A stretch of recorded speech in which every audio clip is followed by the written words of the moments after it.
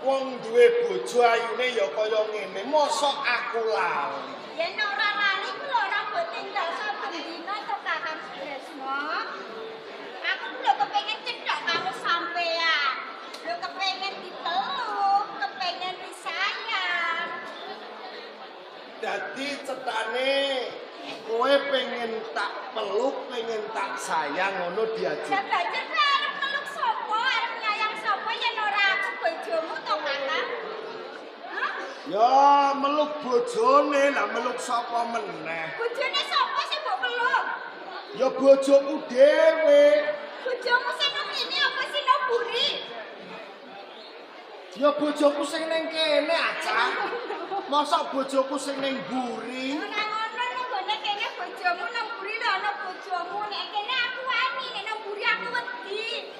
Mbok sumpah ya aku dadi bambangan bengi iki iso ndredeg kabeh aku. Karane opo Kakang kok sampean kok ndredeg iki jane kene. Ora ndredeg iki piye biasane dadi dagelan bengi iki nek dadi bambangan. Kene iki ora jalukane dulur-dulur surut sadang ngono ora ana tak kandhani. Aku lho gumun padha wae karo sampean. Lah sampean kok didadekno bambangan iki kok jane kok piye?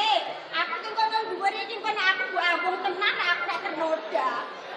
Lah umpama tak ambung tenan ndak gene, ndak malah genu kesempatan.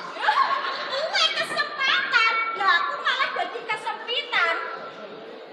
Yang wedi bojo muru. Aku Ning ngisor maksudnya. Aku Heeh. takon apa tenan apa ora? Wis sak jawab sing tenan ae lho. Kowe jane kowe ndek bojo tenan apa urung?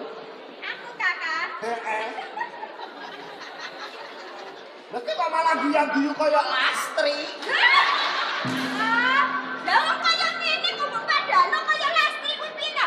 Sampeyan ki jane kataran ta piye? Lah wong ngene kaya ngene. Oh tenan ae. Tak undang Lastri terus mak beduduk wonge. Ora Lastri kuwe. Piye to iki? Cinta apa ora? Hah? Cinta apa ora? Nek Lastri yo jawabe yo cinta tetep kok. Ora apa-apa disayang Lastri ki marai panjang umur. Alah mbok Tri Lastri. Lah aku iki bengi iki dadi bambangan bocah padon ae. Ngene iki aku malah kehilangan fokus ini kok.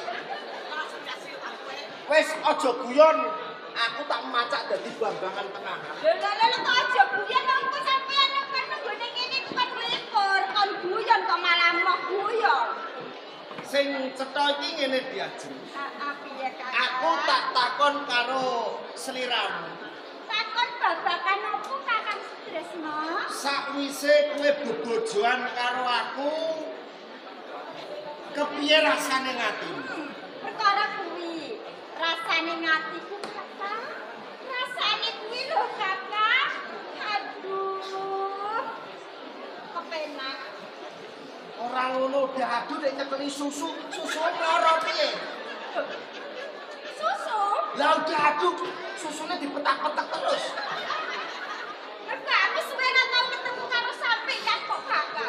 lak tenane malah dingenekno. Oh, alah bojoku. Aku lho gumun karo bojoku. Kok gumun-gumune piye Diajeng? Ya bojo kok barike kok ngene, kok ora ndino lho. Lah wong ngene iki bot-bote nuruti dulur kene. Biasane dandanku kira tak bareng-barengno, bengi iki gandeng dadi bambangan. Wedak 7 kilo tak kabehno iki mah. Raya. Ben supaya dulur-dulur Serut Sadang iso terhibur mergo matur nuwun wis ditingali. Kaya ngono. Iya ngono Diajeng. Kene nyedak opon Kakang Diajeng. Aku nyedak sampean kok Kakak. Ini Kakak. Oh, Sampean iya. ada saya. Ya saya tenan Diajeng. Ya tapi teki piye Kakak? Pijetono. Heeh. Jebule ya penak dadi bambangan ya. Kae sesuk aja nah.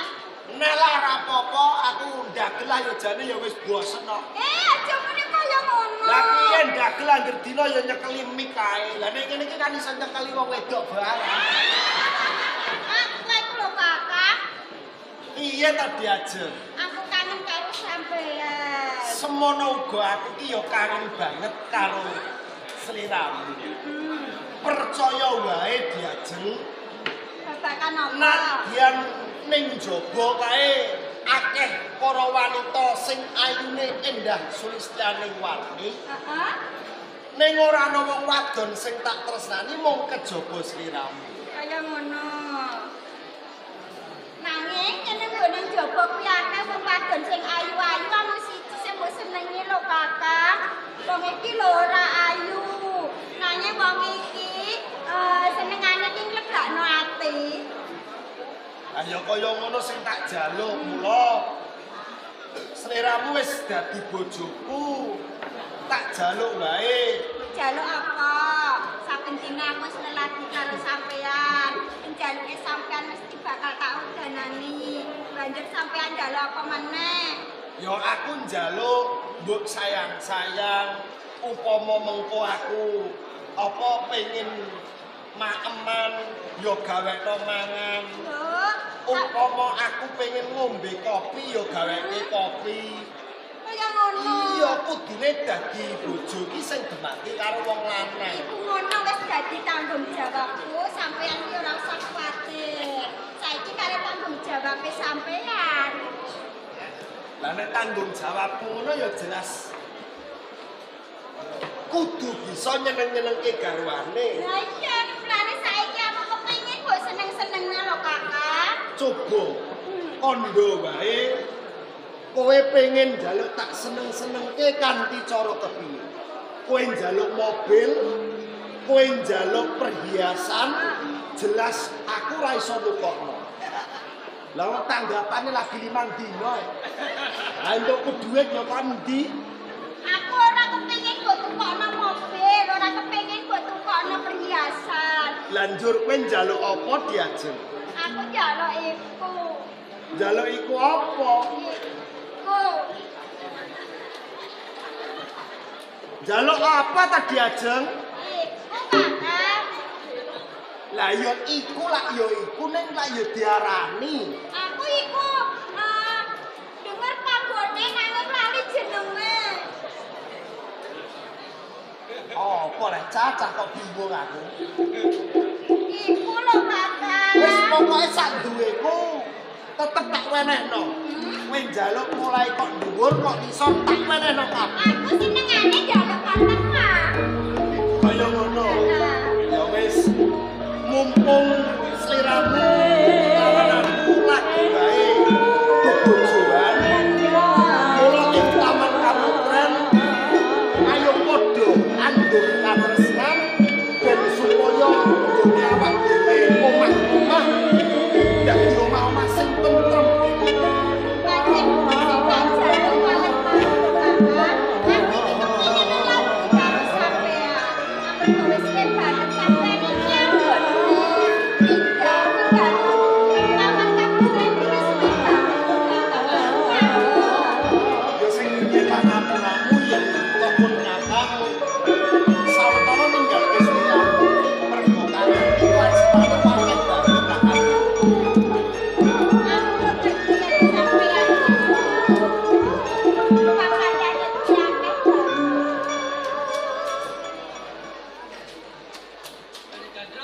lajeng Ya kula Gandrung. Mas. iya gandrung barang. Gandrung barang yo. Nek pancene sampean ngongkon aku gandrung, sampean njaluk cara gandrung ketoprak apa cara sing modern? Sing modern. Nek ketoprak iki biasane gandrunge lak nganggo gede-gede Jawa Sinom ngono kae. Lah iki gandrung-gandrungane sing dadi lakon. Sampean njaluk lagu napa? Tak turuti. Campur sari apa dangdut? Ana sing dangdut, ana sing campur sari. Apa nduk lagune nduk? Botol minuman. Iku ora romantis, malah sampean kok klenger. Masa gandrung ketoprak kok botol minuman?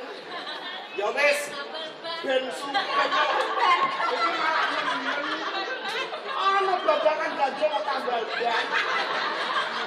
Ben supaya dulur-dulur surut sadang seneng, mergo spesial jaluk lakon dagelan, dadi seneng-senengno.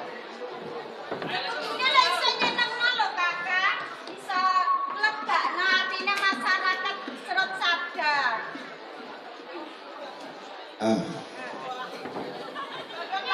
Oh, si aja. Ana ketoprak kok nggawa wis dhewe kok. Bambangan kok nyekel mic jare. Aku bambangan bujak omong ae. Eman-eman salone wong salone salon apik kok nek ra nyanyi lak yo eman-eman. Lagune campur sari ya ana nuansan dangdutane. Nah, mergo iki padha andum katresnan dijumbuhno karo lagune Walang Kekek, Mas. Gak nyambung ya? Lah kok bejenglengno lan geblak Kakak. Iya ya. Pujaning sih. Duh, musiknya enak ora? Oh, tak kira. Ah, ya tak bawanane sik. Nah. Panggilan Mas Ari, ya. Tindingi sih, Pak. Nah.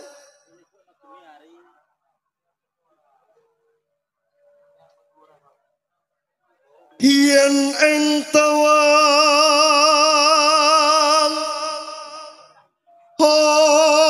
ana lintang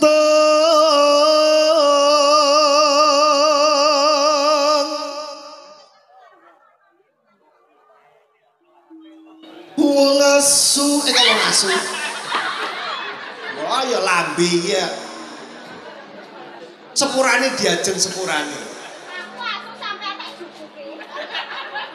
Mosok bojone ya dijuguki. Wong ayu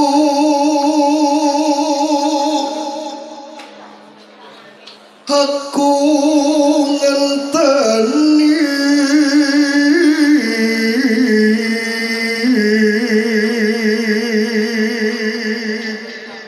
apa Kakang Susetno? Ngenteni sliramu. Pokoknya apa jare kono tak nut.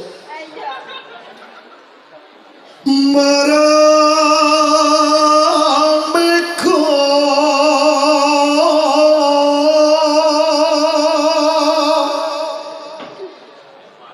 ing koso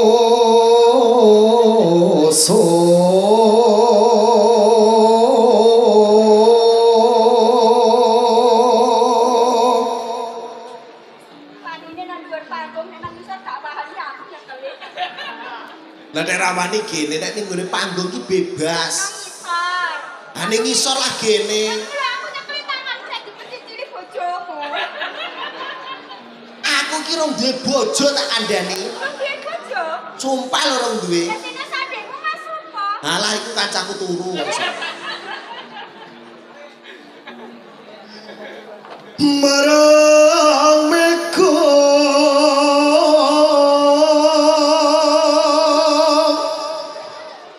engko so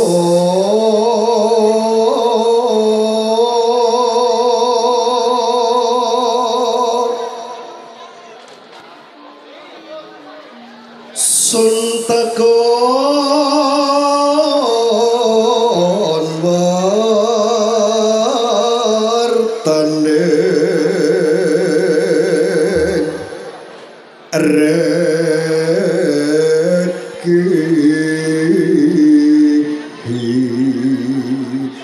ampun sak kuatir wong grimis sithik mawon nah mboten sedo nyuwun sewu iki gandeng grimise teko bapak panitia kula nyuwun uyah saestu Pak uyah saestu kalih tahu Pak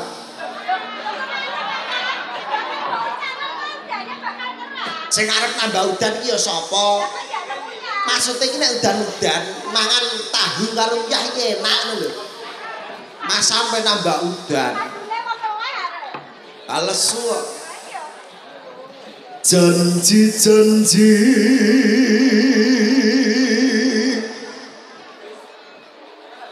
aku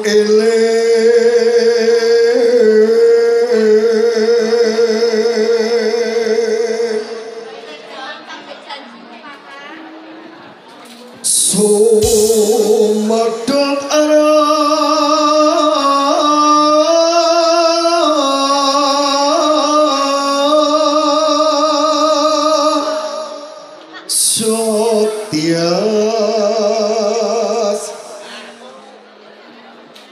bocah kok ayune ngene lho ya ya bojone sapa bojone pun kakang sumadot ara sotyas aku suara nembang malah lali aku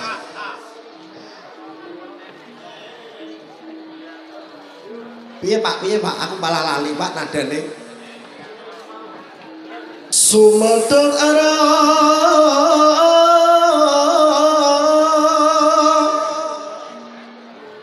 Bu Sinten sambung Bu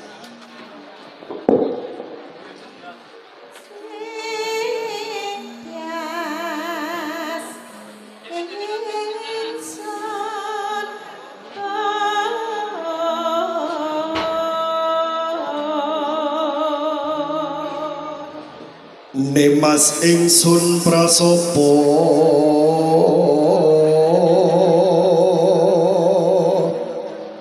sinaksenan bumi langit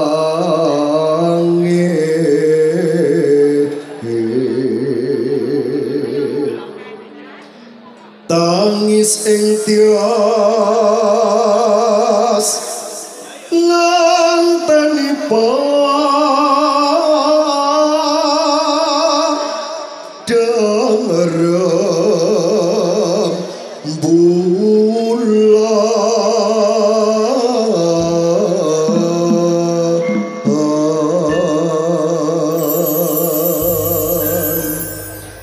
Puja Ningsih monggo bersama WM Audio dan juga Wahyu Manggolo kene-kene diajeng tak seneng-seneng ke muga-muga rasido udan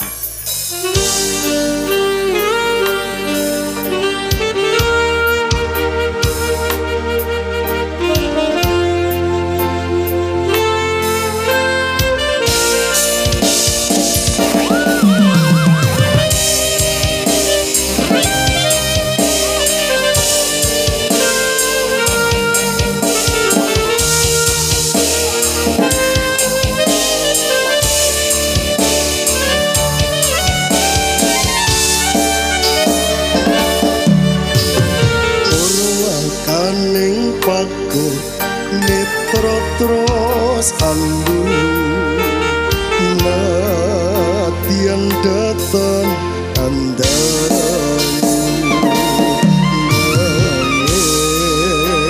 wastu makan kalbu papar pacar pindo soko pinapa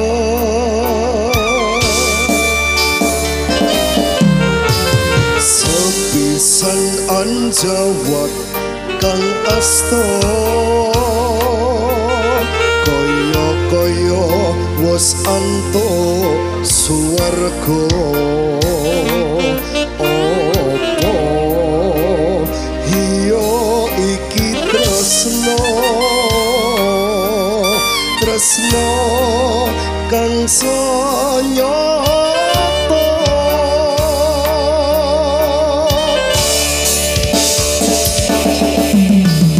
tema agawe kuncono popo luwing kado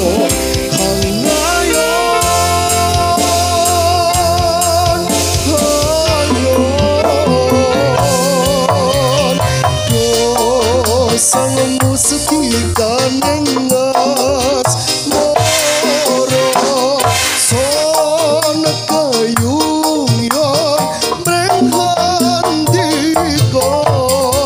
yen jawako ngelilanono bakal tak bundut kremo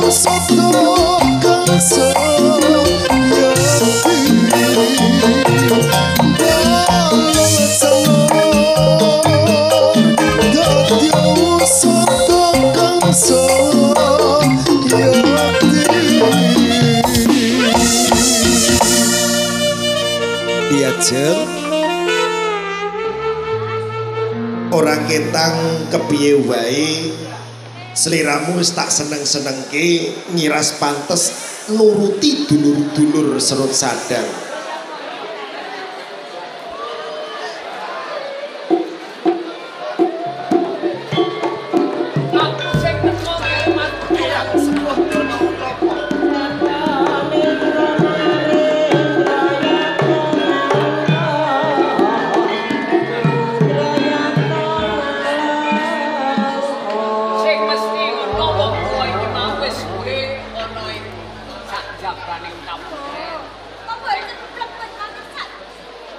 yen aku dianggep wong tuwa sing wani kurang juga ora dhewe trapsira.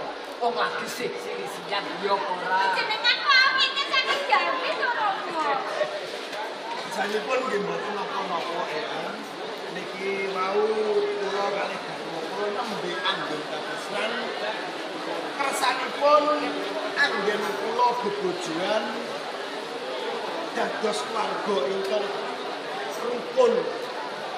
Nanging Kusyani Nggih kula ya. setahun anggonmu dadi temanten Udakara kira-kira wis ana trontong-trontong gatrangan sing nang jabang banyu Nggih dereng. Bapak kula kemawon menika tindakan kok. diarani bancing Eyang sepuh Donowilo. Mas Putu Sutrisno Rawuh panjenengan kula ngaturaken syukur pangabekti mugi kunjuk. ya tak tampa pangesune kula tampan Sanget anggen kula mundi mugi dadosaken teguh kanyuhanan kula. ini Kusyani lan sliramu Sutrisno Dawuh Eyang. wong tuwa nganti mlebu ning kasatriyan iki mau dheweke mergo nuruti kahanan sing lagi bebayani dina iki ana negara Tanjung. Mergo wong tuaku dipasrahi marang anak Prabu Lesangka supaya ngeket negara Hargapura. Ewadene cabar gagar widal tanpa entuk gawe aran utusane para senopati utul koneng Madura. Kula kene banjur wong tuaku rasa bingung mengganti pilih senopati. Kula kene nggih aku nggih dinamu tak tonyol-tonyol supaya mak kira senopati. Kok sak ora Nyuwun sewu saderengipun ya. Mboten ateges kula nate dawuh panjenengan menika mboten. Ning kula menika ngawasi yen kula menika mboten sinau olah biologi. Napa nggih kula niku saged dados senopati perang kirang butuhake kok butuhake akal butuhake duweni apa mulai kene kan siramu kira-kira bisa mampu gandeng sedaya ana wau Eyang sepuh kula pun terus kula mboten saged gagal kula sanggah dados senopati perang. yen pancen kaya ngono aja kesuwen tanteng njogo ya ngaten Monggo kula dherekaken. yani aku njaluk maaf Nggih ngaten. Monggo kula dherekaken. Adi aja mergo kabeh mau ora bisa dijaluk, ya ora bisa disingkirke mergo udan wis titiwancine karo menteni dari perang sawetara pun akan jaluk pamit agek senopati perang sliramu tak jaluk hati-hati dene omah. Sampeyan uga sing ati-ati ya Bapak. Kaya ngono.